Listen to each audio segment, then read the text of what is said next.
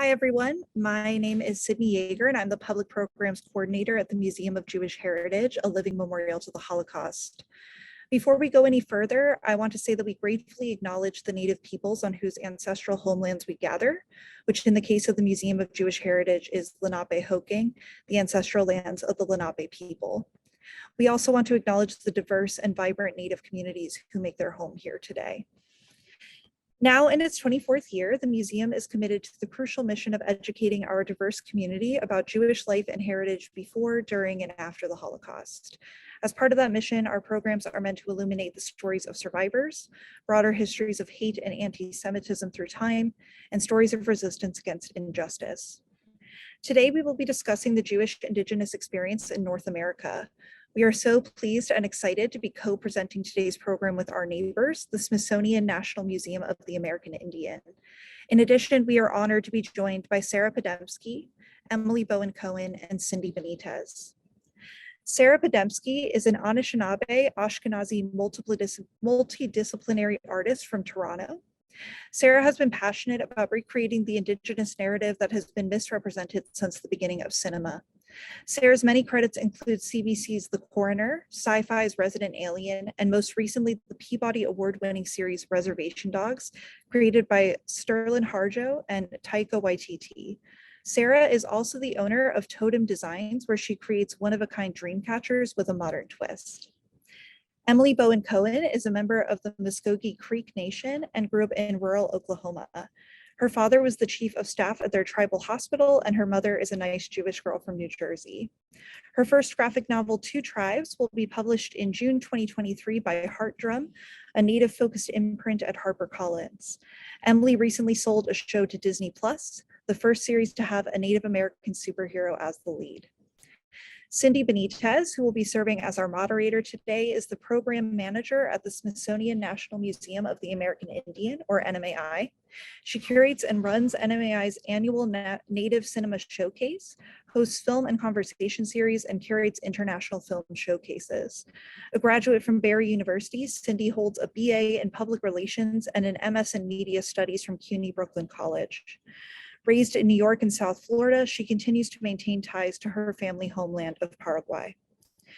If you have questions for our speakers during the program, please put them in the Zoom Q&A box, and we'll get to as many as we can at the end of the hour. Thank you all so much for joining us today. And now I'm going to hand things over to Cindy, Sarah, and Emily. Hi, everyone. Thank you, Sydney, for that wonderful introduction. I'm honored to be part of today's discussion. Hi, Sarah. Hi, Emily. Hi. Could you both just briefly introduce yourselves and tell us where you're from today? Do you want to go first, Sarah? Sure. Hi, I'm Sarah Podemski. I am right now in Toronto, born and raised in North York. And yes, this is where I call home at the moment. And hi, I'm Emily, and right now I am in Los Angeles. I live here with my 3 kids and my husband, and I've been here for about 20 years. Wonderful. Thank you both. And I'm here in Brooklyn, New York, moderating today's discussion. Sarah and Emily, just to start off, can you share a bit about your family background? Like, what was it like with your upbringing, having a Jewish parent and an Indigenous parent? Emily, do you want to start? Sure. Okay, so my father is Native American. He's a member of, as we said in the beginning, Muskogee Creek Nation. And he met my mother when they were both at school in Boston. She's from New Jersey.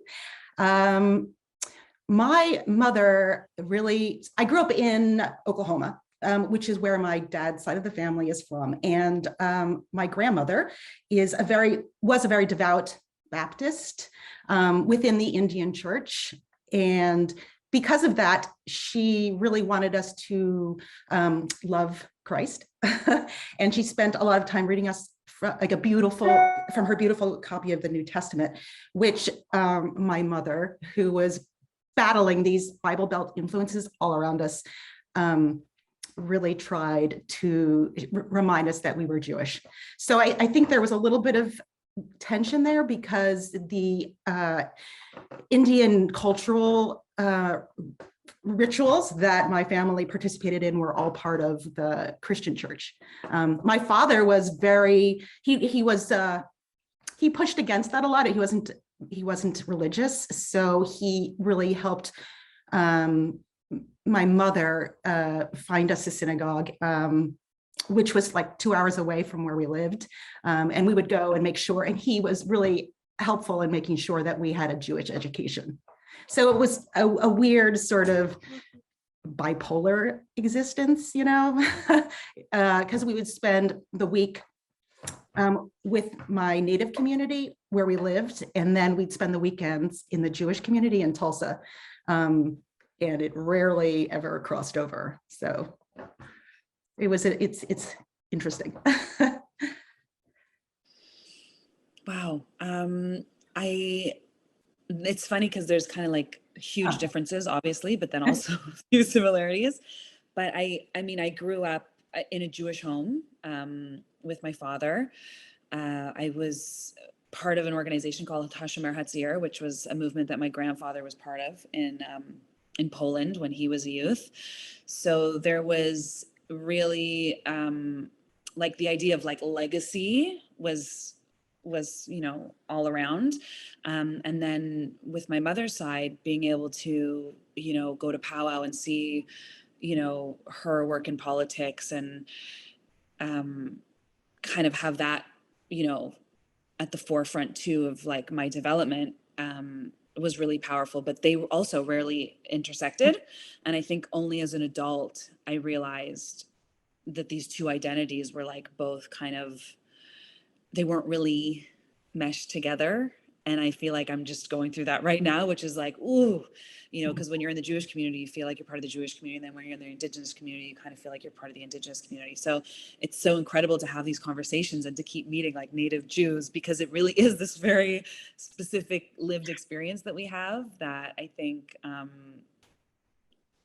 both parts kind of influence each other, complement each other in at the same time. Wonderful. Thank you both. Being raised in both communities by your family clearly was very influential for you growing up. Now, outside of that family, what were your experiences like walking into a Jewish space or an Indigenous space, not just as an Indigenous Jew, but also as a woman of color? I guess I'll start. I would say walking into an Indigenous space was a lot easier because no one could see on my face that I was Jewish. So it was, I mean, they knew I was mixed because my mom was white, but I think it was, I mean, that's a situation with plenty of people. So that was not a challenge as much as it was walking into a Jewish space. You know, people just have a lot of questions. They immediately thought I didn't, well, they were more curious in a well-meaning way. They're more curious about how I had ended up in a synagogue. And I think that started really right from the very beginning of my Jewish community experience. Like I said, I would travel to the synagogue to get Jewish education. And like right from the very beginning, the kids were unkind, I'd say, because so much of I'm Ashkenazi as well as Sarah. And so many people, almost 100%, I would say, in Tulsa, Oklahoma are white or white passing. And I think right from the very beginning, that was something that was always part of my Jewish experience. And so I think today, I find a real affinity with other Jews of color, and I found that to be a really, really important community to be part of in my Jewish life. Yeah, I would say that because I'm totally white passing and I've been able to kind of like move fluidly through, you know, different communities, and people, no matter where I am, they're like, what are you? What, you know, there's kind of that curiosity as well. the comforting thing is that I come from three sisters, both old, two sisters, there's three of us, two of them are older, and we all kind of went through this summer camp experience at Hushmerit Zaire together. So for me, I was able to like benefit from the familiarity to our family's story. But there still was that disconnect and feeling like I still wasn't the same as everybody else, didn't come from the same circumstances. You know, I was raised in a single family home by my father. Like that also even, you know, even 30 years ago was like unheard of. So there was like just different things that I felt always a little bit like the other.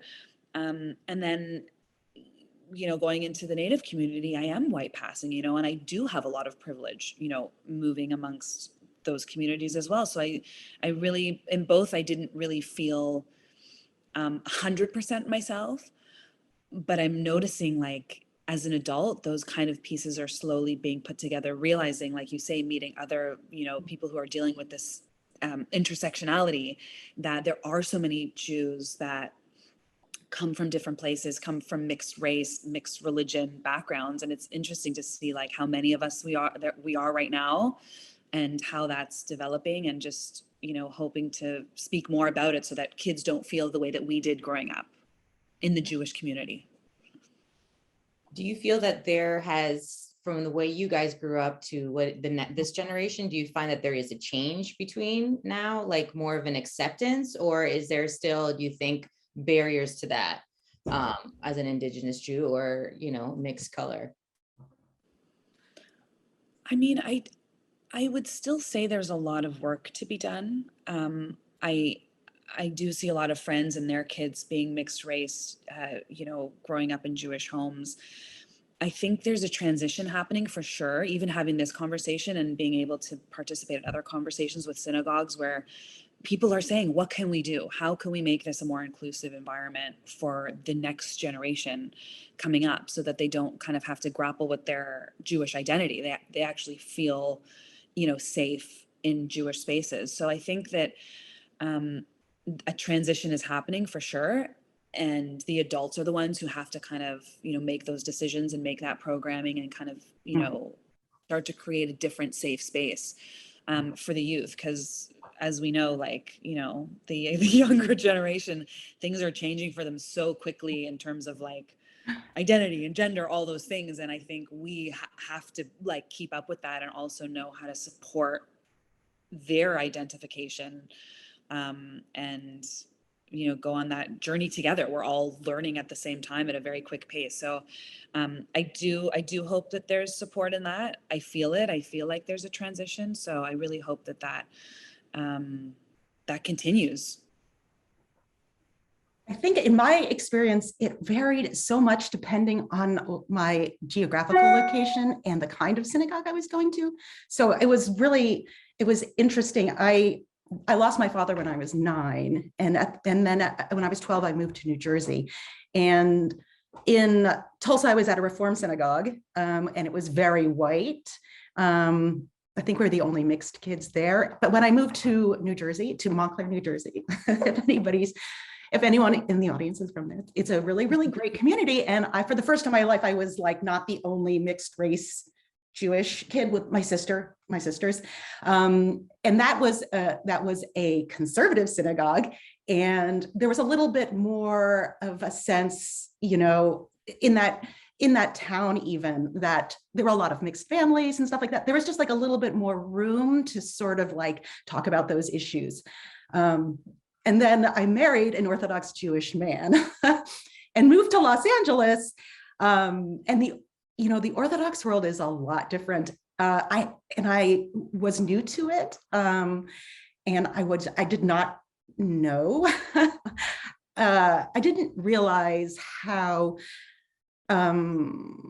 also rigid things were in the Orthodox world. I mean, there's a real sense, I mean, in order to continue the legacy of Orthodox traditions, you know, it's just a very tight-knit community. And there's not a lot of recognition that Jews of color are also part of that community.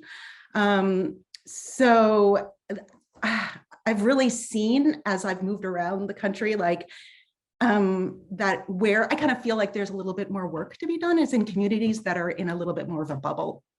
Mm-hmm. And it's a little frustrating because I feel like myself and other Jews of color really have to put in the work in order to find our recognition within a religious community.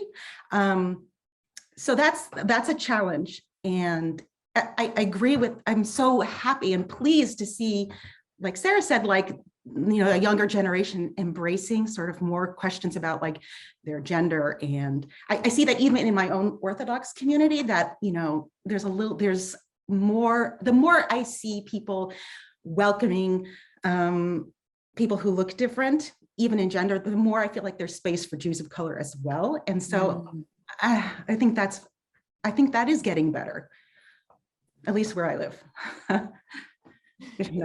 That's wonderful. You both mentioned definitely parallels between both communities. You mentioned like legacy, and there's also like other elements, you know, long history of systematic oppression, as well as stories of resilience for both Jewish and Indigenous peoples. How impactful are these parallels based on your own knowledge and experience for Jewish and Indigenous peoples? If you can speak further on the point of what I discussed, or other ones that you mentioned, like legacy. You want to begin, Sarah? Yeah, I mean, I would say from my my experience just of being in the film and television industry for, you know, the last however many years, it's been a long time. The importance of like authentic representation, I think, has been something that's at least coming to light now, but it kind of also touches on that legacy of like the legacy of who tells our stories, who gets to tell our stories, and being able to see us from our own perspective. And that's something that, you know, I've always been really passionate about talking about from the, you know, from an Indigenous perspective, just because only now we're kind of, you know, being able to, you know, tell our own stories on a larger scale, and getting funding and support for that. But then you have something crazy like this Bradley Cooper wearing a prosthetic nose, like playing Leonard Bernstein, and then I think, oh my God. And I remind myself that this is still something that the Jewish community is battling too. And I think that that's one of the parallels that I find, at least in my industry, is that I'm constantly just asking, what else can we do to further educate? And that's with Jews on the production and like Jews spearheading the production. You know, what can we do to just further this idea that like we deserve to be present in our own storytelling? You know, that our lived experience makes a character more dynamic and interesting, and it makes a story more dynamic and interesting. So I think that that's one parallel where I feel like we're turning a corner right now, is that we're having these conversations of, you know, authenticity, and our storytelling, which is so important in both cultures. You know, storytelling is just, you know, it's what we grew up on, and it's what tells us who we are and who we are in the world and who we are in society and who we are in our culture. So I think that's something that like I'm just seeing a lot of recently, is that I'm realizing that it's not only on the Indigenous side, that like even as a Jewish person in the industry, I'm often the only Jewish person on a set, which still is crazy because there's this fallacy that, you know, Jews run Hollywood, but it's like, I'd love to meet them. I'd love to act with them. And I would love to see them writing my film, like, you know, so I think that there's something there too, that we're feeling with a shift of the parallel of like, I think there's a really exciting new generation of filmmakers coming up that are like, you know, telling our stories in a really authentic way. And I just really hope that continues, because there's just so much that we haven't even, you know, we've just scratched the surface on our experiences, and yeah, and I think that that's something that I'm having conversations on like almost daily. Yeah, it's interesting because I agree. There's so many different stories that haven't been heard from both the Jewish experience and the Native American experience. And when you speak about legacy, I feel like a real emotional response to that, because I feel like what should have been passed down to me from my Native American family was disrupted. Because my father died, because, then I moved to New Jersey, and then unfortunately I also lost my grandmother, who was also in Oklahoma. And at that point, I did not see my native side of my family for 20 years. So, and I really, really missed that. And I don't think that's like an unusual thing for Native people to experience, given the history of America and the real efforts to stop us from learning our culture, So when I did return to my Native family and reunited with them, any bits of knowledge I got that was being passed down about my father's history or, cultural elements, creation stories, anything that I would hear from my family, it felt really sacred. It felt really like, I held it. It was so hard won that I really cherished it. And to relate that to my Jewish experience, where I felt like everything has been served on a platter. I had the same rituals. I celebrated holidays. I was educated in Jewish things, and especially being Orthodox now, there's rituals everywhere. But the one thing I could kind of, the places I could emotionally sort of saw the two as similar was going to the mikveh, which, is something in Judaism and in the religious world, like you just don't talk about. It's done after dark, and you don't mention it to people. It's considered, just in the same way, kind of, I felt like you held it sacred. And it was just something that was special. And that was a similar sort of emotional feeling for me about the sort of legacy of both of the sides of my identity. Wonderful. That was a beautiful story. Thank you for sharing that. You both mentioned traditions, how they beautifully intersect. And do you find that maybe, is there a difficulty, and would you separate the Jewish and the Indigenous cultural traditions, or do you find them more of not parallel, almost kind of like hand in hand? They're almost very similar in that sense. Sarah? I would say maybe just out of necessity, they kind of get married a bit in terms of like spiritual practices and prayer, and whether that's smudging on Shabbat or,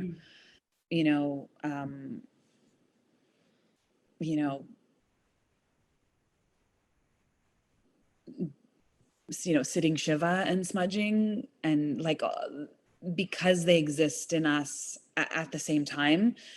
Anytime there's kind of a sense of ceremony, I find that they both come together, because there has to be space for it all, in terms of, I guess, making sense of the world just in general, as a daily practice. So I think that I don't feel like I've ever forced it. It's just been something that happens really naturally, which I think is also beautiful. It's like we have this abundance, this abundance. And also too, with me just slowly reconnecting as an adult, because I think it was an extreme privilege to have a grandfather who I was able to go back to Poland with and go to Germany with, and who spoke about the Holocaust, and, who spoke about his experiences. And that was such a privilege to be able to, be with him and hear those stories firsthand, and, travel and see it with my own eyes. Whereas for, my mom's parents, who, were in the residential school system, I didn't ever get to speak with them about those experiences personally. So as I'm slowly reconnecting on one side, I'm realizing the privileges of having exactly what you said, which is just like this beautiful Jewish experience that is accessible. So I think as I'm learning, more about my mother's roots, they will slowly start infiltrating, new practices and stuff. But I think that they just work if anybody comes from a mixed background, like they can all work beautifully together, because, you know, what is resonating with us at any given time is it's what's going to stay. And I think, you know, when you have that connection and you have meaning behind the connection, it makes all those practices so much more, you know, so much more important, and also important to kind of like keep the ceremony of them alive. Yeah, Sarah, I relate to that so much. It's like your mind is constantly working to draw parallels between these two. You're trying to make sense of like two very different things. And it's like, anytime I sort of catch like little similarities, I get excited and I want to, you know, go deeper into that. And it's often the experience that like, well, as in all things, you find these little moments of connection, but then once you sort of look into it a little bit more, you see where it starts to diverge. And I mean, that in itself is really interesting. It sort of feels like you're constantly trying to weave it in, but then it kind of like goes back out again in phrase. So, you know, and I was thinking about this question, you know, getting ready for this conversation. And I was thinking about how, you know, our creation stories, like this is one of the ways I was like, oh, this makes sense. My Muskogee tradition is like my Jewish tradition in our creation stories, which is, you know, in Bereshit, in Genesis, like the first book of the Torah, before, you know, the world began, and it was tohu vavohu, which is like a mess, like a chaotic mess, of void.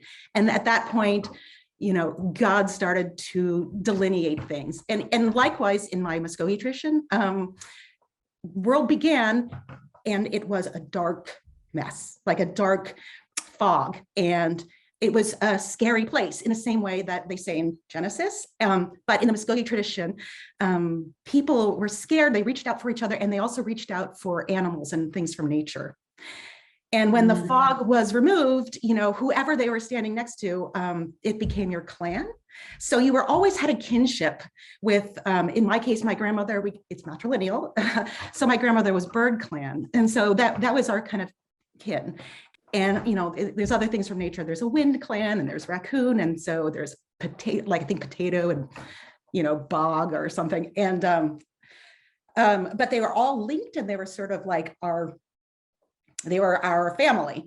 And in like the Jewish tradition, it's so interesting because God started to like delineate things and put it in categories, and then people were kind of at the top because they were created in his image. And they were also held, I looked this up on synagogue. I looked it up in the Torah, and it said that like man has dominion over the animals. And at least that's the language as it was translated in this particular Torah.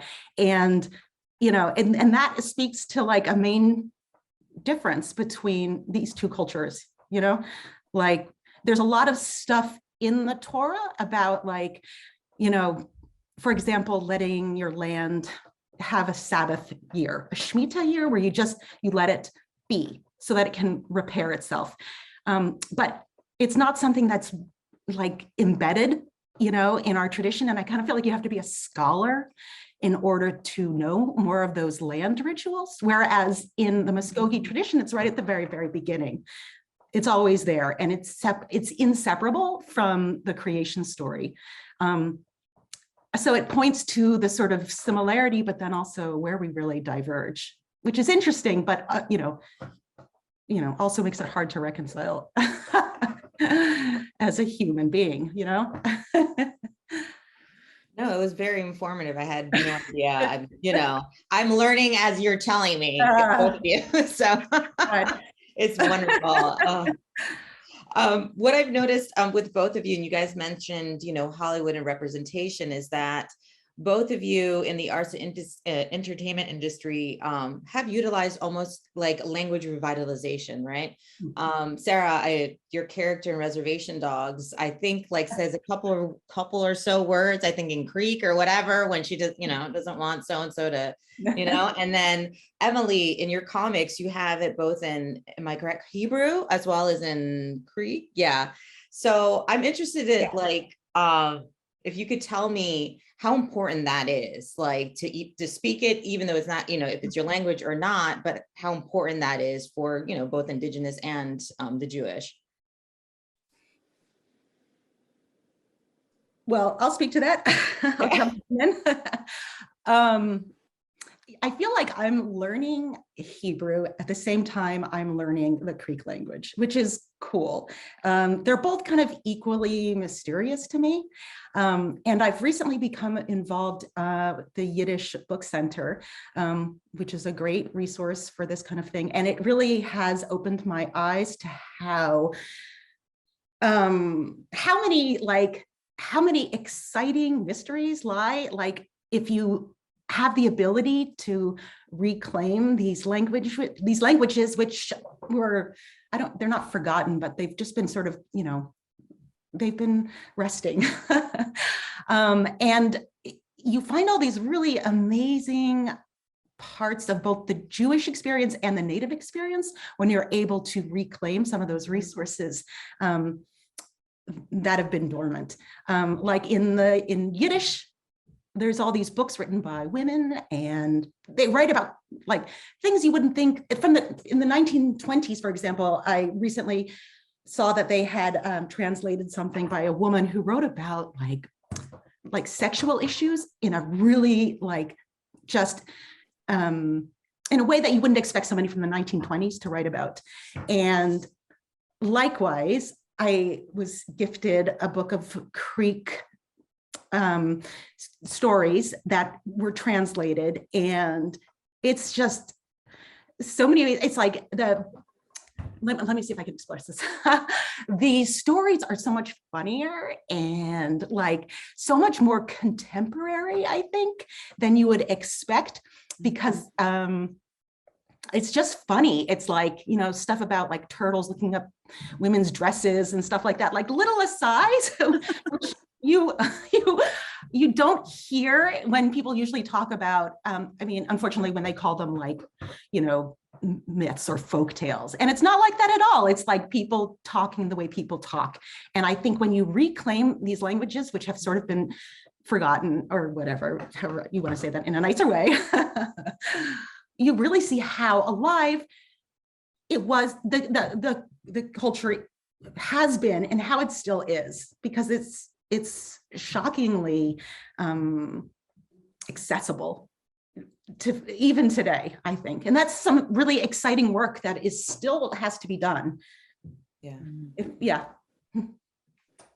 Yeah, when I get to it's mostly through work, and I would love to do it more on a personal level. But when I get to study language, I did a project a few years ago where I was, where we were speaking Cree, and my mom's mother was Cree, and the language is just like so mind blowing in terms of like one word will give you like a whole story of why something is what it is.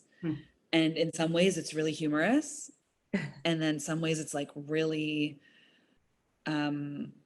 really so deep and like explores like humanity in like one word kind of thing. So I think, and then still when you're speaking about Yiddish, and sometimes I'll ask my dad, or like when my grandfather was around, I'd say like, what is the meaning of that? What's like krechtzing, or like, I'll ask something, and I can't remember which it was. I don't know if it was krechts or something, but it was like, it has something to do with a bird or like a squawk. I can't remember. I'm totally probably just like making a mess of it, but it was just funny that like this idea of like these words that like we have from Yiddish are like have so much humor in them of like how they explain something.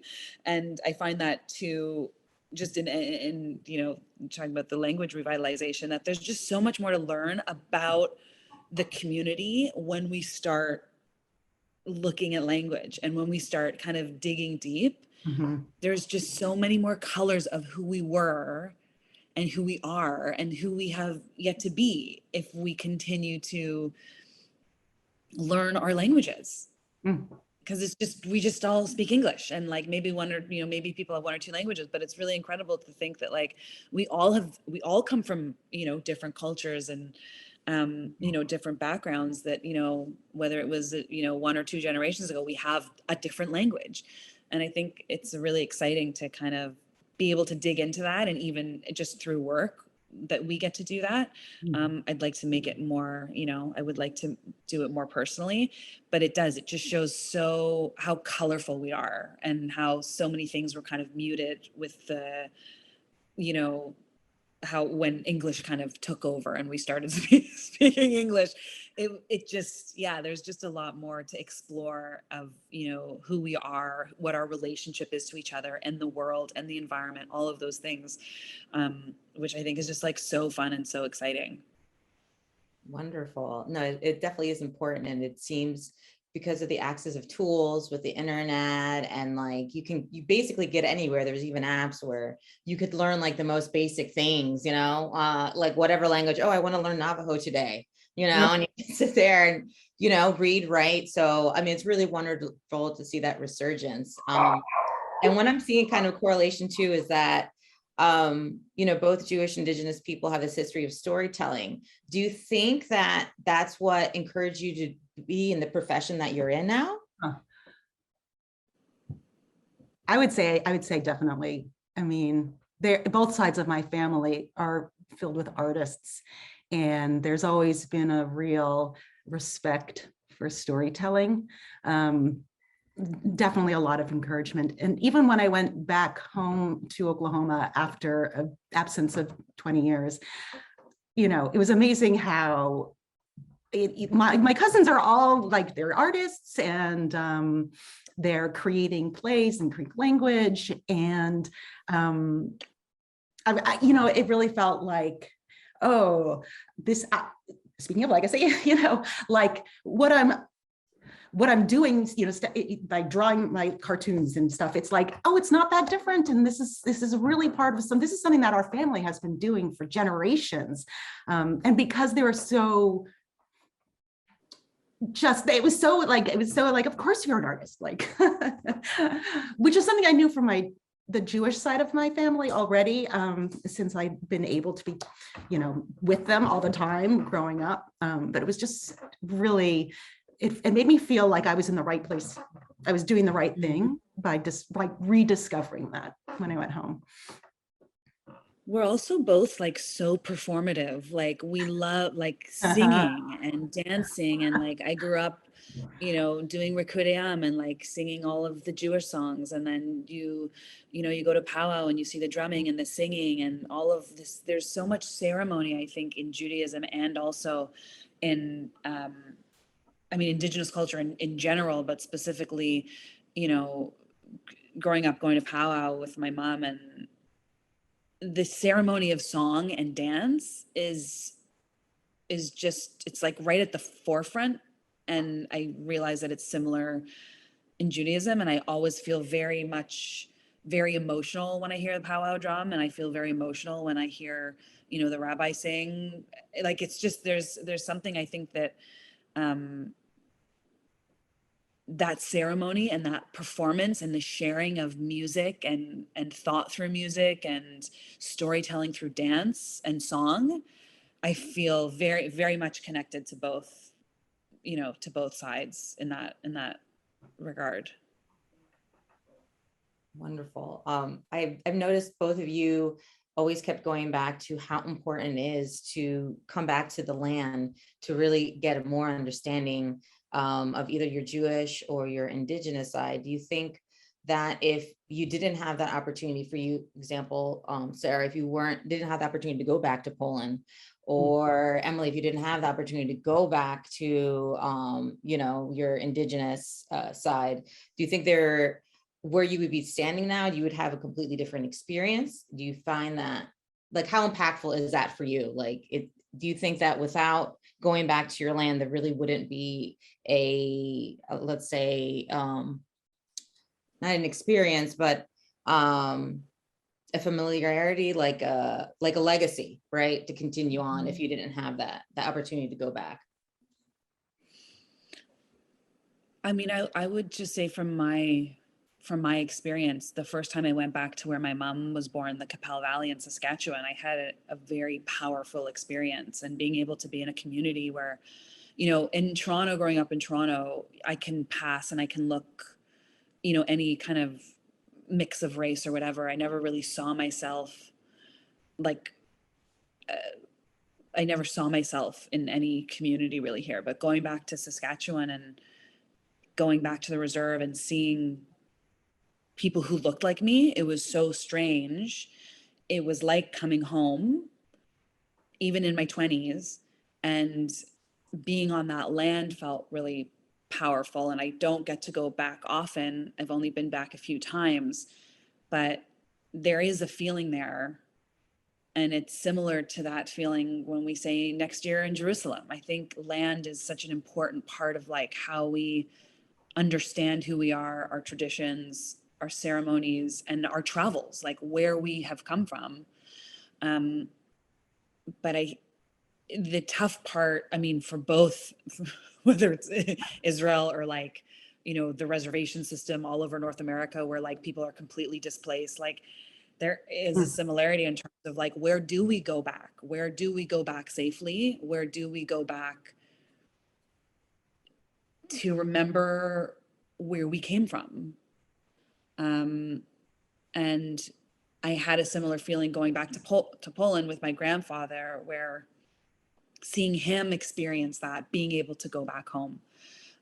So I think that that's a huge part of, it's just that our stories are so displaced, and this, you know, diaspora that, you know, in the Jewish community and oddly in the Native community, we're kind of like displaced, but even in our own kind of country, we don't own the land and we don't live where we used to live. And it's this really complicated relationship with going home, which is, you know, a huge political issue. And so it's complicated because I think there is this need to be on the land where your ancestors were, and to want to learn about that land and learn the practices and the ceremonies of that land. But it's really hard to do for most people. And I think it would be really helpful in a lot of healing. I don't know how we get there, but but I feel it. I feel it when I go. I feel it when I go to places where I know there's a history of my family. For sure. Yeah. I really got that sense too when I returned to Oklahoma. Yeah, it was, and I think in my family, it was really important to my family to send us to Israel. And that was something that was like never really questioned. We just sort of grew up knowing that, you know, at some point, you know, I went on a teen tour when I was 16. It was great. And there was something really important about going and standing on the land. And it was also sort of, I think also instructive that it was not questioned. Like at some point, this is important to us. We're going to send you, you're going to go back, you're going to travel to Israel. And when I got older and I was sort of struggling with returning to Oklahoma, I mean, I think that was something in the back of my mind. Like if it was important for me to go, for my family to send me to Israel, like even though it was incredibly difficult to go back to Oklahoma and it was really uncomfortable and very strange to me meeting my family who I didn't remember, but it was like, I felt like it's important to go. Like I knew in the same way, like my family had taught me, like, it's important to go and to be there and to be in that, to be with your feet on the ground where your roots are from. Yeah, it was, and yeah, it's something I never, as difficult as it was, and as difficult it always felt right. And I was glad I went back.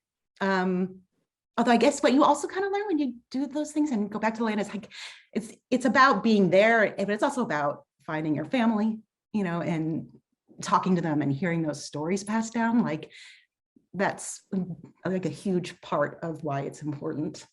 Well, thank you. We have so many questions in the chat. So I'm going to leave that over to Sydney to ask you those questions. Cindy. Yeah, thank you so much for this conversation so far. This has been really amazing. So I think to start out with a question that we got a few times, Emily, if you feel sort of comfortable talking about this, Can you talk a little bit more about your transition from Reform Judaism to Ah. Orthodox Judaism and what that was like for you as a woman of color? Okay. Sure. Yeah, so I met my husband in college, and you know, I really gravitated to Orthodox Judaism because the rules were so black and white, and I really craved that structure, having come from a family, you know, losing my dad and then moving around, and you know, it all just felt very chaotic. And so I think I really gravitated towards that. And I really felt like if I just follow all of these rules right, and I do everything just like, you know, I'm supposed to, like I'm told, like you read about, you know, I'll come to this spiritual awakening and I will feel settled. But I didn't take into account what it would be like to be, I didn't realize that being a person of color, in a very white space like an Orthodox synagogue, it's really challenging to ever get that sense of, to ever feel like, to get that sense of wholeness that I was sort of seeking. And it wasn't just because I would do everything perfectly, and I kind of thought like, well, that's it, I'll just be accepted because I'm doing everything just the right way. I know how to wash my hands, I know how to daven.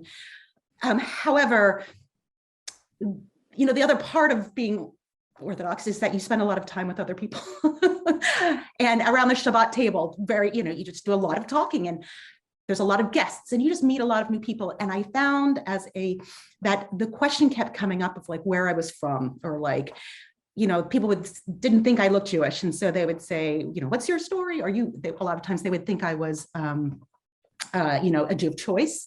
And so I'd have to just tell my story a lot. And when I would tell them I was Native American, most people have not had, in the Orthodox Jewish world, when I was younger, had not ever met a Native American person. So I just felt like I was saying my story a lot. And every single time I told my story, it made me feel alienated because I wasn't just accepted as a Jewish person. And I mean, that's another reason why I feel so much allyship, I guess, with other Jews of color, because I think they experience that as well. Yeah, so I have found it challenging in a way I didn't expect to, you know, be a person of color in the Orthodox Jewish community. And you know, I find it, I'm sorry for it, because yeah, it's hard to feel alienated in your own community. Yeah. Thank you for sharing that. So this question has a bit of background behind it, so I'm just going to read this. I'm Oneida, Wisconsin, and Jewish. I grew up Jewish and connected with my Native American heritage as an adult. I worked on the reservation as the museum director for 5 years, having never been to the reservation before. I found that there was a big interest in my Jewish heritage, and many people in the Oneida community would draw similarities between Native Americans and Jewish history because both are tribal people. Have you experienced the same thing, and do you have any comments on this? I would say, from my experience in the Jewish community in Toronto, that there has always been a lot of programming and support with the Native community. And I don't know if that's something similar in different cities, but I've always seen and have been reached out to and have been kind of invited, and there's always been a curiosity from specific organizations. I'm not going to say like across the board, but I have definitely known, and vice versa. Yeah, like I have known a lot of relationships within the Jewish community and the Native community in Toronto that have been doing a lot of work for many years. So I always saw that. I guess that was, I had seen that. So I always assumed that was a thing, maybe this kind of kinship. And then it wasn't something that I was just feeling, but that there was certain parallels that other people in organizations had been seeing.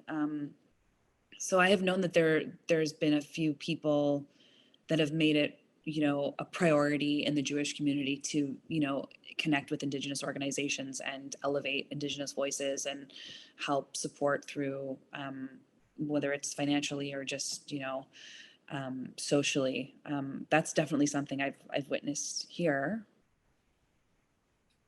I've had such a different experience. I mean, I think maybe because of Oklahoma, there's so few Jews in Oklahoma, and there's so many Native people in Oklahoma. I just feel like people who I would meet in the Indigenous community didn't know much about being Jewish in Oklahoma. So they didn't have enough education to, I mean, I guess they would say, sort of like the person who's asking the question. Hi, I'm so excited to meet you.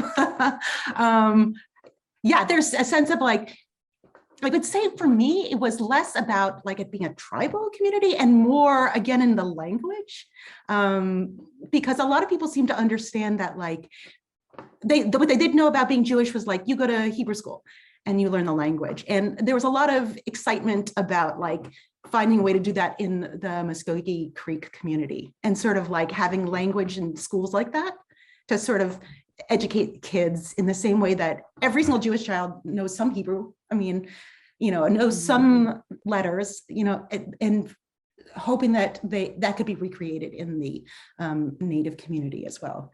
But it sounds like the person asking the question has had a really nice experience. That's nice. I'm so happy to hear that.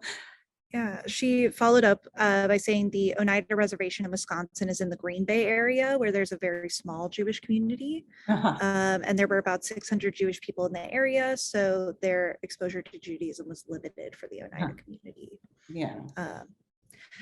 So Sarah, this is a question for you, but since you grew up and you're located in Canada now, but you have spent a lot of time working in the US, do you find many differences between the Jewish and Native communities in both countries, and how do you experience that? Yeah, it changes from city to city.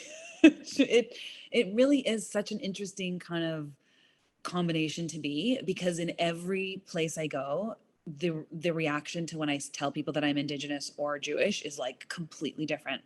Like going to Tulsa, like there's Native people everywhere. I see Native culture. I see, artists in stores. I see posters for, shows and people running for office. Like that's something that like I don't experience as much when I go. I mean, I'd say in Toronto, there's an incredible thriving art scene here, but I would say like in the mainstream, I still don't see many Native people like in positions of like in politics or like in municipal or even provincial, like in terms of like the way that I have seen it, and blow up kind of in the States with like having, Congress people. And I feel like there's an awareness in certain things in the US that are like, I feel like we're so far ahead in the US. And then there's things that I feel like we're so far ahead in Canada. For example, like you did a land acknowledgement, like you can't go anywhere really in Canada that I've been to any cultural experience where there's no land acknowledgement. Whereas I just, went to an event in the US and there wasn't a land acknowledgement. And I felt that because I was like, whoa, we're like on the East Coast, we're like in full well-known territory, and there was no mention. So it is interesting. It changes everywhere I go. And then, we also spend a lot of time in Los Angeles, where I've always, been part of the Indigenous filmmaking community there, which I always felt like it was, really thriving. So, and then have also been able to, grow up in the theater community and the film community here with a lot of Native creatives. But I would say, in the mainstream, for sure, Reservation Dogs has done more in terms of like elevating our voices than I really think anything in Canada has. We're still really fighting to have our voices supported and our stories supported in Canada. It's going very slowly, but seeing the momentum that Res Dogs kind of created has been insane to see, like, how many shows are now coming up, how many shows are greenlit, all the writers I know are busy, all the actors I know are busy. It is not the same in Canada, unfortunately. We still have a lot of work to do. So every different, aspect of it changes from kind of like city to city and country to country. So yeah, I'm always trying to keep up, being like, okay, wait, this is the place that needs work. This is the place that, I can be part of and support. Like it's kind of dizzying to keep track of. And then on the same side with the Jewish community, I would say there still is a lot of, there is still so much insidious racism towards Jews, which I still find everywhere I go. And it's this kind of like, there's a bit like just anti-Semitism still, and like misinformation on both sides, So I think because I'm white passing, people don't know I'm Jewish, people don't know I'm Native. I'm caught a lot of the times feeling unsafe in certain spaces. Because you just never know when someone's going to make that comment about Jews or Natives or this and that. So I'd say across the board, it is very difficult to ever feel like I'm in a really safe space. Because even if you're with all Natives, you don't know if someone's going to say something about Jews. And even with Jews, you don't know if someone's going to say something about Natives. So I'd say something that is consistent is that there still is very few places I feel totally safe to be myself and to talk in the way that I want to, speak about issues, and to feel like nobody's going to, take things the wrong way or become super defensive or, get really, just get really offended by, some of the topics that have come up. So I don't know if that answers the question, but yeah, it changes geographically. Mhm. And so I think our last question, just because we talked so much about sort of art and different representations of both Jews and Native peoples in media, besides your own illustrious work, which we should all go out and check out, is there any other, and I think Cindy, you can also jump in on this, is there any other works you recommend that people should check out or anything like that? Oh my gosh. I mean, there's so many, but if there's one that comes top of mind, maybe. Oh gosh. I watched one recently. I don't know if people have seen it, but it's called Shiva Baby. Huh. Which Shiva is just Baby's great, such a yes. great, the filmmaker's actually from Toronto, and I met her at the Spirit Awards in Los Angeles. But it was like this new generation of Jewish voices, which is like, they're like complicated and they're dynamic, and just we're kind of getting into, it's not for everybody, but just this idea of, having bravery in our lived experiences, and, just seeing a new Jewish perspective, which I thought was just really cool. I get excited whenever I see Jews of color doing work. I'm part of a Juneteenth thing next week, which is really, and it's with 3 other artists of different kinds. And I just feel like whenever I'm in those spaces and people are sharing their work, there's always something in there which I can, which I can completely relate to, since I'm so happy to meet Sarah because I can add her to my roster of Native American Jewish people. But, I think of, let's see, there's some, I can't remember his name, Aaron, but I don't remember his last name. But anytime, he's a Jew of color and he's written a lot of poetry, and it's like, but I know Michael Twitty, that is a person, that's a work I can recommend. He is a Black Jewish man who wrote a book called The Cooking Gene, and it's amazing, and he traces his roots, and he talks about being Jewish, and I thought it was a cookbook, but it's not. It's like really a memoir, and sort of tracing his genealogy, and then traveling to those places. And I found that was like, I think, really captured a lot of the experience of being a Jew of color, and sort of like or as a Native American Jew, and just sort of like how complicated it was. It's also a very long book, which makes a lot of sense because it is so complicated. So I would say that would be a pick for sure. Great. I would, just to add something, I would love so much just to see more Jews of color, this intersectionality of Judaism and like whatever it is, because I do feel like it has been very European centric for a very long time. And yeah, I really hope, just you saying that, I'm just like, yeah, it's like something I crave because it is such a specific lived experience of like, you know, living these two worlds of, you know, so yeah, let's fight for it. Let's all like just try and do some research and find those people and support them and watch their films and read their books. I'm on it. I pledge to do it. Me too. I'm fired up. Yes. Cindy, do you have any final thoughts or Well, anything? like, I don't know much about the Jewish portion of the media, but I would recommend you want to see a beautiful example of storytelling. Anything by Zacharias Canuck, especially his first film, Artanajwa, The Fast Runner.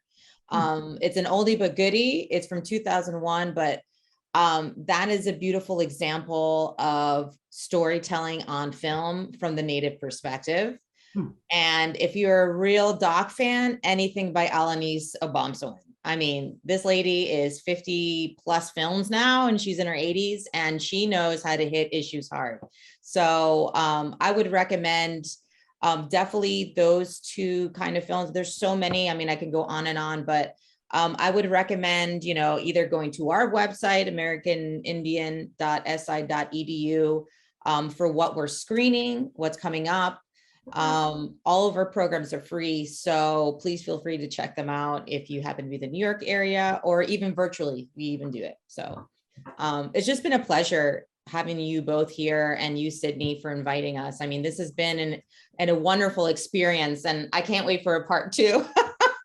Thank you for having us. Absolutely. Yes, we will definitely need a sequel. I just want to echo that. And I also want to say thank you to you, Cindy.